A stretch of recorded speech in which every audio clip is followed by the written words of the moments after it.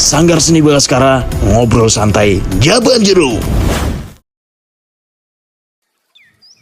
Assalamualaikum warahmatullahi wabarakatuh. Selamat siang nih, kali ini siang-siang ketemu lagi di Jaban Jero yang ke-16. Wah. Dan kali ini di Jaban Jero yang ke-16 ini kita bukan kedatangan sih, kita yang datengin karena ini orangnya super sibuk ini ya, dan luar biasa banget ya. Dan di episode 16 ini kita bareng Bang Fakih Arya. Waduh, rahayu ya. Dan Bang Fakih Arya nih teman-teman, ini adalah seorang seniman dan juga beliau itu pegiat budaya yang luar biasa, dan beliau juga seneng keris. Betul ya? Iya, benda pusaka. Benda pusaka. Wah, hati-hati loh kalau macam-macam loh. Ya. Dan di Jaban Jero ini kita bakal ngobrol banyak eksklusif banget, makanya teman-teman jangan kemana-mana sampai nanti closing terakhir. Ya, tetap di sini. Oke, Bang Fakih. Bang Fakih ini ya, kita udah tahu semua lah ya. Apalagi khususnya Wonosobo, ini udah nggak asing lagi sama Bang Fakih ini. Kalau Bang Fakih sendiri sekarang kesehariannya apa sih? Sampai kita itu harus kesini, sibuknya luar biasa. Ini sebenarnya karena sok sibuk sebenarnya gitu ya. Cuman memang akhir-akhir ini itu kita banyak diundang untuk ngisi acara ataupun banyak jagongan ke teman-teman yang lain, para pegiat budaya. Ya seperti itu sih sebenarnya kesehariannya. Lebih banyak tidur sebenarnya. Tidurnya seniman itu beda bro ya. Tidurnya seniman itu penuh inspirasi. Bangun-bangun itu langsung ke kamar mandi gitu ya. Cuman kayak setiap hari kita harus meluangkan minimal 1 jam gitu untuk benar-benar eksplorasi alam ataupun keadaan sosial, ke pasar atau ke tempat-tempat yang ramai, ke alun-alun ataupun ke yang penting kita jalan-jalan, berharap dapat inspirasi. Sebenarnya menginspirasi semua, cuman kita harus menyempatkan karena disitulah kita bisa merefleksikan diri, kita bisa bercermin kepada orang lain gitu. Kita nunggu di pinggir jalan, kita naik angkot dan yang lain itu saya sempatkan 1 jam sehari gitu, supaya kita bisa melihat kebijaksanaan orang lain yang nggak perlu disampaikan. Gitu Mas. Tapi bener loh, saya juga pernah lupa tapi kata-katanya. Tapi intinya kalau kita berkesenian itu ya harus mengerti keadaan sosialnya. Karena seni tanpa mengerti keadaan sosial itu jahat gitu. Iya, kalau kita nggak memahami tempat kita nggak memahami arah kita, ya banyak orang yang merasa kehilangan arah, merasa dia nggak diterima di tempat itu gitu.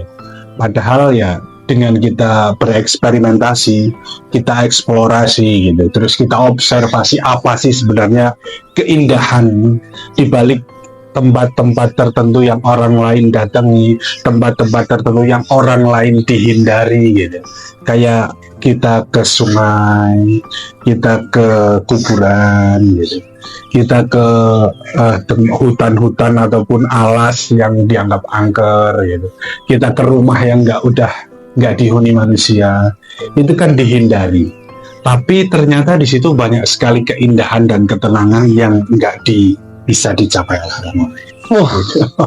Keren ya. Ini makanya jangan sampai di skip ini, benar-benar ini. Tapi ini keren loh. Maksudnya dan ngomong masalah tempat ya. Benar. Ini di tempatnya Bang Fakih Arya. Jadi benar-benar tempatnya itu juga nyeni banget. Di sini banyak patung-patung. Dan beliau selain pegiat budaya dan seniman, itu beliau juga sastrawan. Makanya barusan itu kata-katanya penuh dengan diksi-diksi yang wah.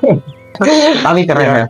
Sebenarnya gini, saya kedatangan Mas Bagus juga di sini sebagai inspirasi saya gitu, karena perjalanan saya kenal Mas Bagus itu 2008, 2009-an gitu.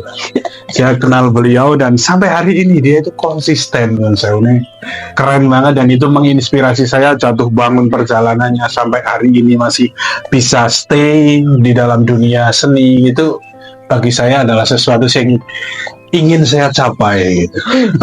Jadi begini bro, jadi dulu tahun 2008 itu kita itu ketemu di kompetisi lomba, dan ini sebenarnya mau pamer, ini yang juara 1, saya juara 2, gitu maksudnya. Enggak, memang kalau dulu itu saya nganggap bahwa saingan terberat saya itu Mas Bagus Arjuna saat itu, Bagus Santoso dari Kaliwiro, sekarang dari Bagus Bagaskara dari Sanggar Bagaskara. Jadi dia nggak boleh, kalau sama juara itu nggak boleh. Itu karena saya harus berkembang, itu belajar banyak. Tapi beneran pada saat itu kita itu di beberapa kompetisi ketemu ya, kemudian ini juara 1 terus ini sampai waduh, tapi enggak, tapi keren lah maksudnya. Dan sama, saya juga mengagumi jenengan itu karena masih konsisten. Kemudian saya sempat 2000 mungkin 13, 14, 15 itu sempat bertanya-tanya, ini kok nggak pernah kelihatan, kan pernah menghilang, nggak tahu itu. Bahkan waktu itu saya masih di Unsik ya, masih semester 4 atau 5, dan saya yang cari itu jenengan FBS, ada nama jenengan tapi jenengan tidak pernah ada gitu. Itu kemana gitu. Saya tanya ke teman-teman juga, wah ora tau nongol, ora tau nongol itu nggak pernah kelihatan gitu. Jadi tahun 2012 sampai 2015 gitu. Ya, betul berarti. Saya lebih banyak menghabiskan waktu untuk menulis sebenarnya. Saya menulis banyak hal, dan apapun saya tulis itu, sekalipun mungkin nggak sesuai dengan apa yang diharapkan orang lain, apapun tulisan saya, tapi yang penting saya saat itu menulis karena ternyata ada dunia lain gitu yang saya temukan ketika saya harus mencari hal baru di luar, terus saya sampaikan ke dalam rumah lewat tulisan. Itu saya akan punya dunia sendiri yang nggak perlu saya tahu kemana-mana gitu, karena dengan tulisan saya bisa hidup di situ, bisa diterima di situ, nggak ada penolakan sama sekali gitu. Jadi kalau kalian ingin menyampaikan sesuatu tanpa ada penolakan ataupun apa gitu, coba tulis gitu. Karena disitulah ekspresi mulai keluar, kemarahan, kesenangan, gitu, keindahan-keindahan lain itu bisa dituangkan di dalam kata-kata. Dan gini, penulis itu boleh dikenal, boleh enggak, dan boleh dipublish, boleh enggak, gitu. Yang penting kita tahu memposisikan diri bahwa saya seorang penulis, bahwa saya memang menulis. Lah karyanya mana? Ada, kok nggak dipublish? Kadang banyak hal yang kita nggak perlu publish juga kok gitu, mengenai tulisan kita gitu. Mungkin kalau yang based on research ataupun dengan imajinasi yang bisa diterima banyak orang, yang mungkin bisa merefleksikan keindahan-keindahan itu, kita bisa, oh ini publish ya gitu. Toh sekarang lebih enak kan untuk penerbitan buku mandiri ataupun lewat penerbit indie itu udah enak gitu. Dan kebetulan belum ke-publish, dan ini udah tapi gini, apa namanya Cinta di Ujung Sahabat. Aku punya bukunya. itu buat itu teen lead, itu buat anak SMP SMA ya. Tapi yang jelas gini, karya-karya beliau itu, karena saya mengenal beliau itu ya mungkin tidak ada yang pernah bisa mengenal diri kita dalam itu, Mbak. Tapi sepengetahuan saya, beliau itu memang menulis, dan tulisan beliau itu keren-keren. Beliau itu tulisannya keren-keren, dan ketika mau dituangkan itu luar biasa. Jadi teman-teman kalau pengen belajar sastra itu ke Mas Fakih. Jadi Bang Fakih ini luar biasa, karena beliau juga lulusan sastra Inggris ya. Benar ya. Benar. Nah, itu sempat menghilang begitu. Saya sempat bertanya-tanya, emang Bang Fakih di mana? Ternyata beliau memang waktu itu makanya saya bilang beliau sastrawan juga. Dan selain itu giat di teater, giat di puisi juga ya. Kemudian di beberapa komunitas ya. Dan akhir-akhir ini saya ngelihat jenengan sering ke keris itu ya. Itu kok bisa sampai ke sana, itu gimana, Mas? Sebenarnya awal mula saya lebih karena saya mencintai sejarah, memang udah sedari kecil gitu. Terus saya juga pergi ke tempat-tempat yang notabene itu sebagai tempat-tempat yang didedikasikan untuk peninggalan sejarah, kayak candi, museum, ataupun desa-desa yang bersejarah gitu. Saya ke sana, saya ngulik gitu. Gimana sih, sejauh mana sih gitu. Terus ini era kapan, fungsinya buat apa, terus apa pembelajaran buat saya gitu. Itu udah sedari kecil itu. Ternyata memang peninggalan khususnya dari leluhur kita sebagai orang Nusantara gitu, khususnya Jawa itu banyak hal yang udah mulai hilang. Kalau nggak dilestarikan benar-benar hilang. Karena memang itu dianggap tabu banget gitu, dan dianggap sangat menakutkan gitu. Mistis ya? Mistis gitu. Mungkin apa namanya? Karena di tempat-tempat saya juga gitu, sesuatu yang mereka menyebutnya werid lah, werid atau sesuatu yang menyeramkan atau apalagi hari ini itu kan apa namanya, pergeseran peradaban ya, ada yang masuk peradaban masuk, yang akhirnya beberapa Jawa itu memang kadang malah ditinggalkan, dihilangkan. Nah, Bang Pakai memang fokus ke situ karena awalnya tertarik begitu berarti. Iya, jadi karena memang sebenarnya sebelum keris kita udah masuk ke kayak naskah-naskah Jawa gitu. Itu juga sama Mas Bagus. Jadi naskah Jawa dengan berbahasa tulisan Jawa kuno ataupun dengan tulisan bahasa aksara Jawa itu mulai hilang itu karena daerah itu saat itu ada yang menghancurkan, itu dianggap bahwa itu tulisannya orang Hindu, tulisannya orang Buddha yang bukan orang Islam. Akhirnya mereka membakar, membuang, kemudian ataupun diberikan kepada orang-orang yang non-muslim saat itu. Jadi saya menemui banyak beberapa naskah kuno itu berbahasa Jawa itu malah di gereja gitu, di tempat pendeta gitu. Itu dijaga dan isinya memang benar-benar bagus gitu.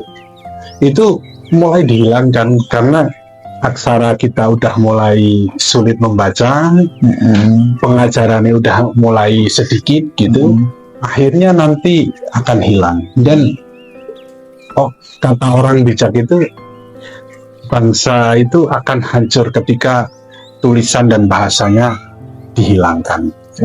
Dan Jawa ini udah diambang gitu. Kemudian ada keris juga, perkerisan pusaka itu mulai dihilangkan itu dengan pengatasnamaan dukun sebenarnya. Konotasi dukun ke hal-hal yang negatif itu akhirnya membuat orang menganggap bahwa orang yang mempunyai keris ataupun tombak ataupun benda pusaka lainnya itu dianggap nggak baik, ya, dianggap jahat. Dan ini Nyun Sewu ini kalau kita di era hari ini itu yang terkenal dengan logika mistika itu, ini ada isinya. Kemudian padahal kalau kita lihat cukup dari tata luar, eksoteri namanya. Kalau nanti yang bagian dalam tuah itu namanya esoteri. Kalau dari eksoterinya itu udah cukup buat kita takjub. Karena setiap detailnya, setiap lekuknya, setiap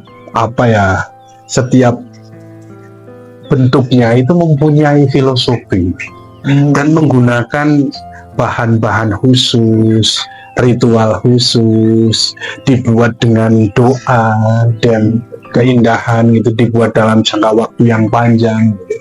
Itu sebenarnya kita udah cukup untuk menyukai keris gitu. Karena dunia mengakui bahwa tahun 2015 itu UNESCO itu menghargai gitu, memberikan penghargaan kepada keris sebagai warisan budaya dunia tak benda gitu. Dan kita di Wonosobo itu tergabung dalam komunitas Pandowo, Pademen Dumung Wonosobo ini. Apa itu namanya? Pademen Dumung Wonosobo. Jadi buat orang-orang yang remen dengan dumung itu nggih. Keris ya. Dumung pusaka terutama itu, perpustakaan di Wonosobo. Dan itu bagusnya itu nggak cuma orang-orang yang sepuh itu yang menangi era-era itu, tapi banyak ternyata anak muda yang tertarik di situ. Dan kita di situ belajar tentang konservasi, tentang cara merawat. Jadi kita sering ke desa-desa gitu, mungkin ada bapak-bapak ataupun keluarga ataupun yang mempunyai itu tapi bingung ini bersihkannya gimana ya Mas? Saya takut nanti kalau kayak gini gitu. Akhirnya kita mengedukasi tata cara membersihkannya seperti ini. Kalau nggak berani kita bisa membersihkan. Nanti kita kembalikan lagi ketika udah bersih. Dan ini perlu dijaga dan dirawat sebagai ini bukti bahwa kebesaran seni tempa, kehebatan orang Jawa itu tentang metalurgi, tentang seni tempa itu ya lewat ini buktinya. Hari ini ada itu. Jadi ada keris, ada tumbak gitu. Itu hal yang sangat indah. Saya sempat itu juga ada Pak Agus Wuryanto, itu beliau sempat mampir mungkin habis dari mana mencari duwung itu, terus ke tempat saya nanya-nanya.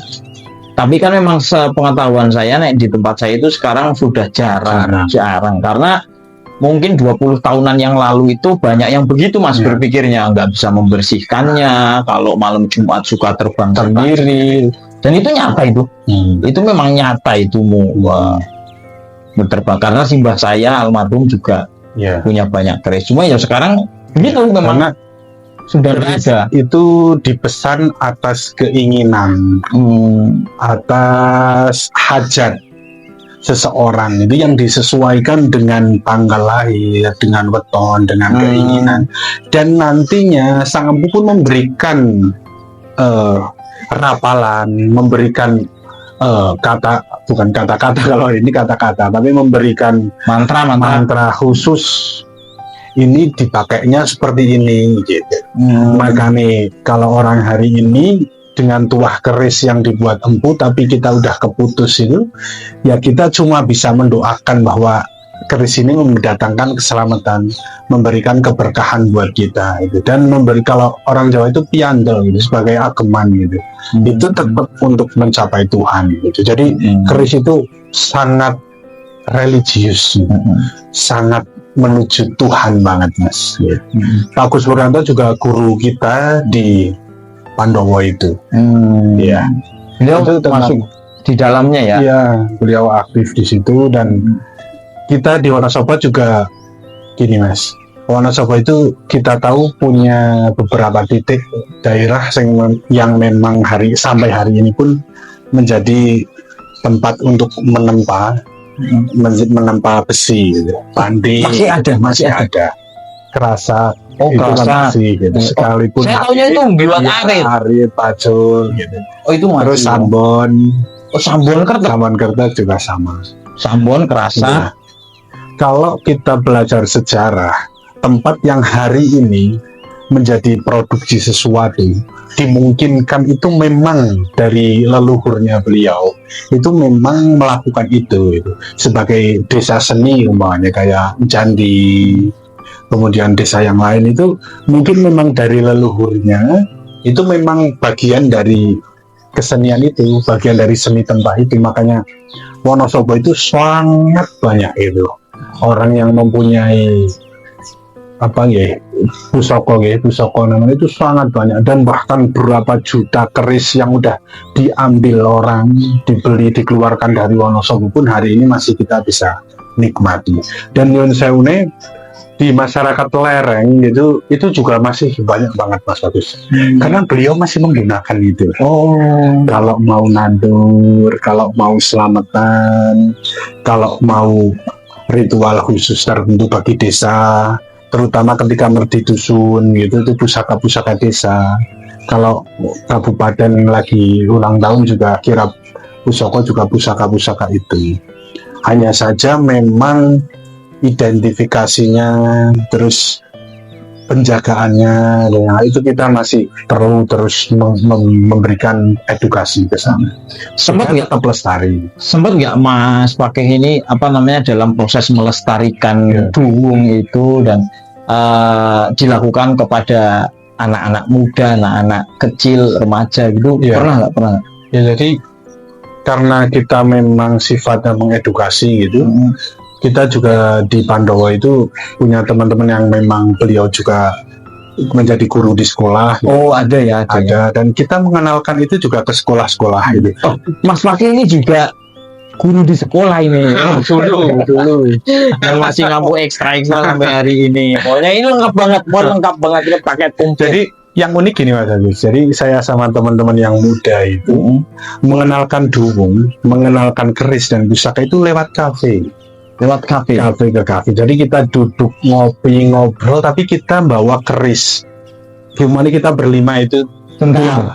Itu bartendernya atau pelayannya takut gak itu? Ya itu sing hal mungkin orang lain aneh banget gitu. Aneh. Kok tiba-tiba ada keris di tempat kopi gitu lah. Kita yang datang itu bawa keris, terus kita diletakkan di atas meja dan kita saling berbagi cerita, saling berbagi pengalaman, saling mempelajari keris itu dibuat kapan, karena memang usianya udah ratusan bahkan ribuan tahun gitu. Lah disitulah mulai ada respon dari orang-orang yang ada di kafe. Tapi Karena- nggak takut mereka ya? Pasti takut. Pertama pasti takut gitu. Yang mereka tanya pertama kali, Mas, boleh dimek kurang? Itulah yang ingin kita kenalkan bahwa monggo gitu loh. Dikasih tahu cara bukanya, cara nutupnya, ini keris apa, terus eranya kapan gitu. Akhirnya mereka itu, wah, Mas, mau bayi nyongkin gue Mas. Tapi kita wis ora ke rumah gitu. Kak, ngesuk saya tak luri Mas, kapan jagongan angin Mas saya tak gawa gitu. Lah, Keren. disitulah akhirnya ternyata anak muda itu banyak sekali yang tertarik dan saya suka itu untuk anak muda yang SMA, SMP dia kerja gitu. Misalnya dia bukan orang-orang yang koleksi barang-barang antik ataupun orang-orang yang bergelut di dunia seni, tapi dia mau ikut merawat. Mas, kapan-kapan lagi ngersiki barang yang tak melu ya Mas gitu lah. Itu bagi kita unik ini gitu. Unik. Dikenalkan lewat lewat kafe gitu, padahal orang-orang yang nyun sewu ngopi hari ini mungkin orang-orang yang modern banget ya gitu, yang dia lihat barang kayak gitu mungkin bisa pertama kali ataupun pernah lihat tapi di televisi ataupun di sosial media yang lain bahwa Mas nak kayak gini gitu. Tapi dia keren loh takut itu. bahaya. Dan itu sempet ngobrol dulu nggak sama kafenya? Misal, Mas saya mau buka keris atau gitu? Enggak. Itu langsung Karena- ya. Ya karena memang keris itu berbahaya memang, karena memang itu senjata tajam. Cuman hanya orang Jawa kayak yang membuat senjata yang sangat tajam dan mematikan itu terlihat elok dan indah. Iya sih. Iya memang betul. Itu dibuat dari besi, baja, dan juga logam pilihan gitu. Yang kita itu kalau dirunut dari naskah kuno, saya ambil dari penjelasannya Romo Manu. Romo Manu ini filolog terkenal lah itu di Jogja itu. Kalau keris itu nanti diwarangi itu dibersihkan terus disepuhkan terus untuk membentuk pamornya itu dia menggunakan bisa ular. Bisa ular pun itu diendapkan sampai benar-benar yang ngendap sama, kalau kita kayak ngendapkan itu garam dan yang lain itu, terus diambil yang paling jernih itu, Paling sering nih. paling jernih, endapannya dibuang lagi. Itu padahal bisa ular loh. Baru dihaluskan, diratakan, dibilah gitu. Nah itu untuk kekuatan bilahnya. Jadi orang Jawa itu kalau keris itu, kalau kita sering ngobrolnya itu nggak perlu sampai nusuk terlalu banyak, itu nggak perlu. Tapi cukup tergores sedikit. Biarkanlah dia mati dengan caranya sendiri. Kerennya orang Jawa. Wah, benar-benar. Jadi kalau sampai kita kehilangan budaya kita tuh Iya, sebenarnya benar. sayang banget ya. Sayang banget gitu. Dan itu anak-anak tapi keren loh. Ini maksudnya satu terobosan yang tidak akan pernah terpikirkan oleh siapapun. Jadi itu kan sama aja mendemokan produk ya. Iya, benar. Demo Ya kita produk lihat sales itu di kafe. atas meja terus di, ya. dan di kafe gitu maksudnya. Oke, kafe kalau musik, akustikan, ini juga vokalis akustik itu juga enggak. itu oke lah, itu banyak. Iya. Tapi kalau keris itu mungkin satu Indonesia baru ini ya. Iya. Dan itu sama teman-teman apa tadi Pakuwon, Pandowo. Ya, Pandowo. Apa? Pandowo. Oh, Pandowo. Kepanjangannya Pandemen Duwung Wonosobo. Oh, Pandowo, Pandemen, Duwung, Wonosobo. Jadi teman-teman yang mau gabung kita boleh banget, yang mau belajar ataupun yang ingin mengetahui lebih dalam itu tentang dunia seni tempa, dunia pusaka itu bisa mampir ke Pandowo. Dan itu baru salah satu ya bagian hidup dari Bang Pakek Arya. Yang jelas bagian-bagian yang lain itu masih banyak sekali. Cuman memang apa namanya, kalau kita ngobrol di sini ya sampai besok pagi belum selesai ya. Tapi dari beberapa aja nggak apa ya. Mungkin nanti teman-teman misal pengen tahu lebih bisa langsung ke Kalibeber. Wah, tanya aja Pak RT. Masih Pak RT nggak? Udah ganti demisioner. Padahal kayaknya tahun kemarin Pak RT. Saya kesini masih Pak RT. Akhirnya tertarik dulu Gus ya. Pas lama kita nggak ketemu, terus saya mampir ke Sanggar Bagaskara ini. Terus jenengan bilang, aku tuh rindu banget jenengan pentas gitu. Dan aku pengen kita itu buat pentas berdua lah gitu, kita di Adipura dan yang lain gitu. Itu hari ini pun saya ngerasa mungkin era kita itu banyak sekali pembaca puisi yang bagus gitu. Di mana-mana kita bertemu dengan orang yang dia dalam gitu rasanya gitu, tentang membaca puisi, tentang berteater gitu. Dan saya ngerasa, wah ternyata sekelas Bagus Santoso pun suka lihat saya baca puisi gitu. Padahal saya kata amburadul banget ya. Tapi enggak, keren. Teman-teman kalau lihat langsung, wah keren. Pokoknya terpukau lah. Karena punya gaya beda. Jadi Bang Pakek Arya ini punya gaya beda. Mungkin kalau Bang Pakek Arya mau mendokumentasikan, mau benar-benar di-up, mungkin yang kemarin baca puisi Pancasila, membaca puisi apa itulah yang sempat viral itu bakal kalah sama Bang Pakek Arya. Iya sih. Karena keren banget. Saya pernah ngelihat soalnya, bukan cuma satu kali, beberapa kali, dan itu keren. Makanya saya sempat merindukannya. Nah, kita bicara masalah sastra nih Mas. Ekosistem di Wonosobo sastra itu kan sebenarnya banyak orang-orang itu. Cuman anak-anak muda sekarang itu kan jarang yang memang fokus ke sana. Kalau menurut Bang Pakek sendiri gimana Bang? Gini Mas. Jadi kayak memang perkembangan teknologi itu harus kita ikuti, harus kita rasakan, harus kita resapi. Mana yang harus kita ikuti, mana yang harus kita nggak ikuti. Itu kalau yang orang Jawa gitu, yang filosofis dari kayak Kanjeng Sunan Kalijogo itu, ngeli ananging ora keli gitu. Jadi gimana itu ngeli tapi ora keli, itu kan kalau kita pelajari itu hanya butuh kesadaran. Perbedaan orang yang hanyut dan orang yang mengikuti arus itu sadar. Orang yang hanyut udah nggak sadar, ya jadi nampar batu dan yang lain gitu. Tapi orang yang sadar, maka dia akan bisa memposisikan, sekalipun dia ngikuti arus sungai, tapi dia tahu kapan waktunya dia berhenti, kapan waktunya dia belok, kapan waktunya dia terjun lagi gitu. Jadi indah gitu. Nah, kebutuhan itulah yang harus kita serap hari ini. Memang anak-anak memang untuk dunia gadget itu nggak bisa dipisahkan Mas Bagus gitu. Tapi saya bersyukur dengan adanya kayak jenengan Sanggar Bagaskara dan juga sanggar-sanggar lain di Wonosobo, sanggar akustika dan yang lain musik itu, anak-anak hari ini juga perlu dikenalkan dengan hal-hal yang berbau proses, berbau rasa, dan disitulah mereka banyak menuai kesalahan gitu. Gambar di dalam gadget itu bagus lah Gus. Jadi warna tinggal pilih, salah tinggal hapus, erase gitu. Tapi pengalamannya akan beda ketika dia dikasih kanvas, dikasih cat-cat dan yang lain gitu.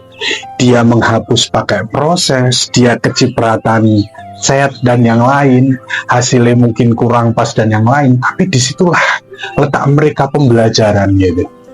Akhirnya pembelajaran rasa untuk meresapi, untuk mengeluarkan emosinya itu sampai. Dan itu yang hari ini mungkin di dalam dunia anak-anak mungkin sudah sedikit hilang. Itu di situ pengaruh orang tua sangat penting untuk menyajikan wahana, untuk menyajikan, memfasilitasi anak untuk tetap berkembang sesuai hobinya, menanam gitu. Terus kayak Mas Bagus mungkin berternak, anak ikut serta untuk meliput, ngarit gitu. Itu adalah hal-hal yang sangat indah hari ini. Dan ketika rasa itu benar-benar meresap, maka mereka orang-orang yang akan tahu proses, orang-orang yang akan tahu bahwa kesalahan itu bisa diperbaiki, orang-orang yang akan tahu ketika masalah besar pun bisa tetap ditutup gitu. Kayak ketika kita gambar sampai jadi di dalam kanvas itu nggak bagus, sekalipun cat udah tumpah sangat banyak, akhirnya bisa diblok ulang lagi gitu. Itulah kalau kita melihat berita hari ini itu agak miris dan ngeri. Ya, betul banget. Tentang attitude yang kurang bagus, Betul banget. pembunuhan, pemerkosaan, orang tua, anak ngelawan orang tua, anak ngelawan guru, mutilasi dan yang lain itu dilakukan oleh bagi orang-orang yang berumur masih sedikit ini, 20-an, 17. Itu di bawah 30 tahun. Kayak nyawa itu nggak ada harganya. Dan itu dilakukan oleh orang-orang yang notabene masih muda, masih remaja, masih itu ya dewasa pun dewasa. ya benar. Nanggung. Itu kan kita harus juga, karena kita memang hidup di dunia seni, itu bisa nggak sih? Nah ini Bisa nggak sih seni itu membentuk karakter, bagaimana cara mereka itu menyelesaikan masalah. Ya kan? Kita itu di dunia teater, di dunia puisi, di dunia seni, ketika kita merancang sebuah pertunjukan, ketika kita membangun sebuah naskah, itu kita berikan konflik, berikan solusi, berikan konflik, berikan solusi gitu. Akhirnya kita paham bahwa jalan terakhir itu bukan kematian, belum mesti kematian. Kalau kalian punya masalah sebesar apapun, ketika kita memang memahami seni pertunjukan, maka mungkin akan ada solusi lain. Itulah yang membuat orang-orang dengan pemahaman seni yang dalam bisa memposisikan perspektif di posisi yang pas. Oh, kalau masalahnya seperti ini, saya dari mana ya cara menyelesaikannya? Mau melihat kemana ya? Gitu. Jadi sudut pandang, cara berpikir itu. Iya. Nah itu penting banget buat para orang tua. Bukannya gimana ya, tapi memang mengajak anak untuk ikut berproses dengan apa yang kita geluti. Itu juga penting ya. Penting banget. Terus mengajak anak untuk berkegiatan. Bukan berarti sanggar itu gimana atau saya promosi sanggar, enggak, bukan begitu maksudnya. Cuma kegiatan-kegiatan di sanggar musik lah, sanggar tari, atau di tempat saya sanggar teater ya, drama, dongeng, bercerita, atau di tempat Mas Pake sendiri yang belajar sastra, teater, dan teman-teman itu bagus banget karena mengurangi itu juga ya Mas, gadget otomatis mengurangi ya. Itu mengurangi gadget, terus kita juga belajar berteman dengan baik. Nah betul, Karena sosial ya. mungkin hari ini orang di dalam kamar pun bisa mempunyai banyak teman, karena dia hanya terhubung lewat sosial media gitu. Tapi kita nggak tahu orang berekspresi seperti apa, terus karakter manusianya seperti apa kalau hanya kita lihat dari sosial media gitu. Karena nyun sewune gitu, karena kita selalu memfilter untuk mencoba menjadi paling baik di dalam sosial media gitu. Mas Bagus foto 10 itu diambil yang paling bagus untuk diupload gitu. Padahal kalau kita bertemu secara langsung, kalau kita bertemu secara langsung gitu, kita akan tahu, oh kau sesuai ya. Jadi pencitraan. Itu kadang kalau saya mau buat story terus, wah ini paling bagi pencitraan karena kita saling dekat dan saling kenal. Disitulah mulai kita ngobrolin hal-hal yang sifatnya itu bisa membuat kita itu lebih lega. Betul sih, betul banget. Jadi benar apa yang disampaikan Bapak itu benar. Gadget atau di sosial media itu hampir 90% palsu ya. Maksudnya ya bukan palsu, tapi itu adalah sudah dikemas sedemikian rupa, dan yang mungkin yang di-upload, sebarkan itu yang terbaik gitu ya. Padahal kita belum tahu yang sebenarnya gimana. Dan dalam proses yang tadi kita sampaikan, proses yang sebenarnya itu kita akan benar-benar mengerti orang tuh karakternya gimana dan cara bergaulnya bagaimana, dan itu penting banget. Karena untuk anak-anak sekarang mungkin itu kekurangnya di situ, Mas. Saya ngelihat tempat saya kan Kaliwiro ya, Tanjung Anom itu kan jauh lah dari kota, desa. Itu pun unggah-ungguh, padahal yang namanya desa unggah-ungguh itu harga mati sebenarnya. Pun di anak-anak yang kecil remaja itu udah mulai luntur, Mas. Ini korelasinya sama tadi keris-keris tadi itu juga itu penting banget. Nah terus kalau menurut Bang Fakih ini, karena ini waktunya juga udah hampir 40 menit ternyata ya nah ini Bang Fakih, problem solving, pemecahan masalahnya, solusinya ini kalau menurut Bang Fakih sendiri yang memang masih bergelut di situ dan bertemu dengan anak-anak muda, karena Mas Fakih sendiri masih sering berproses sama anak-anak mahasiswa unsik SMA Takasus, kemudian mana lah banyak sekali, sering juga ke Sanggar Bhaskara dan ke sanggar-sanggar yang lain, ikut organisasi-organisasi kayak misal Jalan Pintas ya, betul, sering ikut di situ bersamai mereka. Nah, dengan pengalaman Bang Fakih yang sebegitu banyak, kasih dong buat saya dan teman-teman Jabanjero itu solusinya gimana sih, terutama buat anak-anak muda, anak-anak hari ini. Karena untuk anak muda ya di era hari ini tahun 2025 gitu, carilah teman gitu, carilah keindahan yang kalau saya bilang ketika saya ketemu orang itu hobinya apa itu, apapun itu hobi, ditekuni, diistiqomahkan gitu, maka kamu akan menjadi orang yang ahli di situ dan kamu bakal melihat keindahan-keindahan yang orang lain nggak lihat. Nah disitulah menjadi jalan kamu untuk mencari jati diri kamu, untuk mencari Tuhan kamu, untuk mencari teman, untuk mencari keluarga, karena kamu tahu cara untuk memperindah gitu. Nah tata cara untuk memperindah inilah akhirnya yang membuat kita itu bisa berpikir jangka panjang, berpikir lebih efektif, itu berpikir lebih berkembang, itu lebih jauh gitu.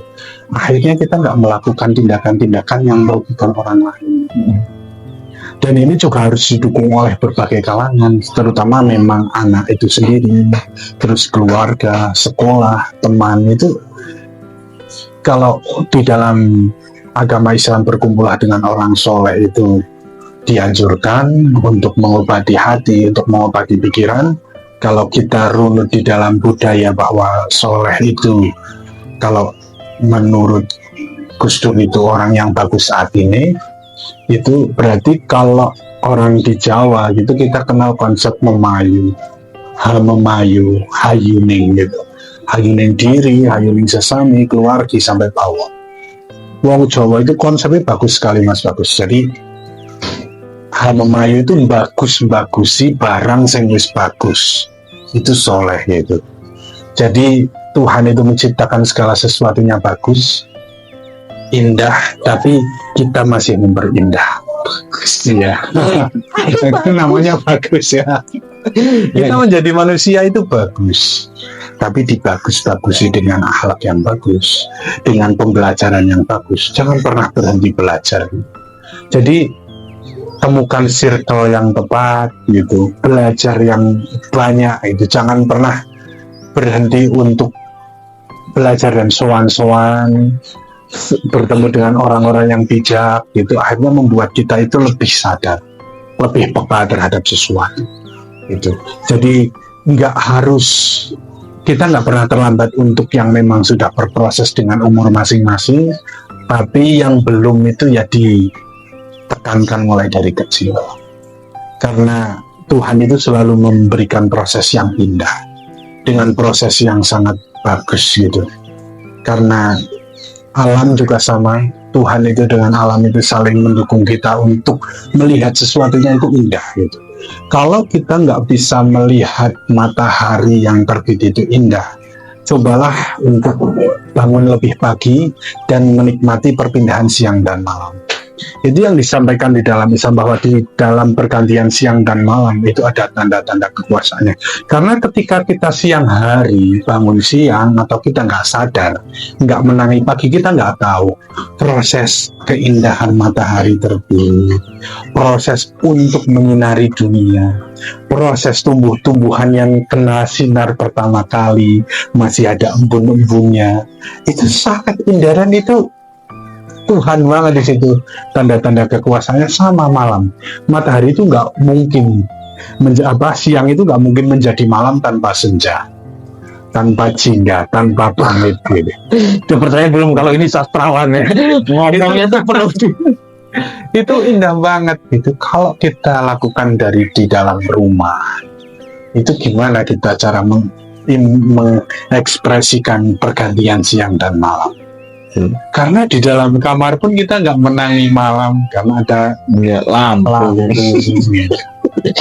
Aduh, banget gitu. Jadi alam dan alam semesta dan juga manusia yang ada di sekitar kalian, apapun yang mereka lakukan gitu, mereka itu adalah guru.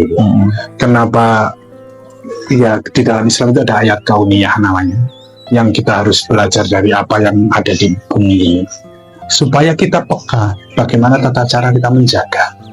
Hari ini yang namanya pencinta, yang namanya penjaga dan yang lain, mereka mungkin belum paham tata cara menjaganya gitu. Jadi mereka yang pergi ke alam dan yang lain pergi ke sana udah pecinta alam. Ya. Kadang kita terlalu mempersempit bagaimana tata cara kita mencintai alam.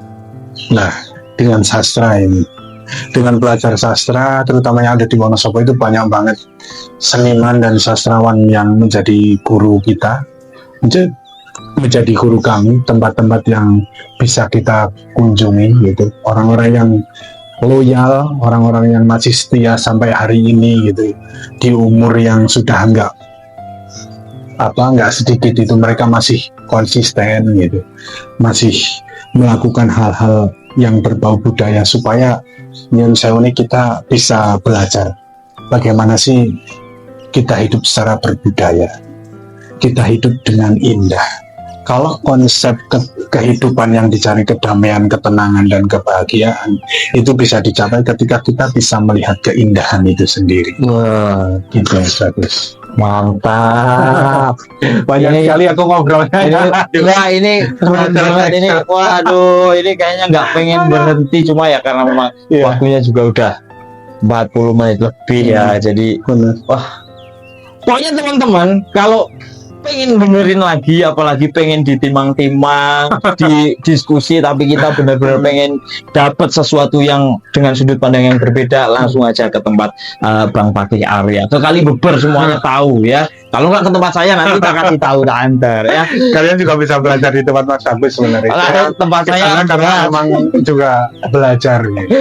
Oke, teman-teman, terima kasih ya Mas Fakih, terima kasih sekali sudah berkenan di Jaban Jero. Serius ini sebenarnya masih banyak banget yang bisa diobrolkan, cuma memang waktu ya dan kesempatan. Next, semoga kita punya kesempatan lagi.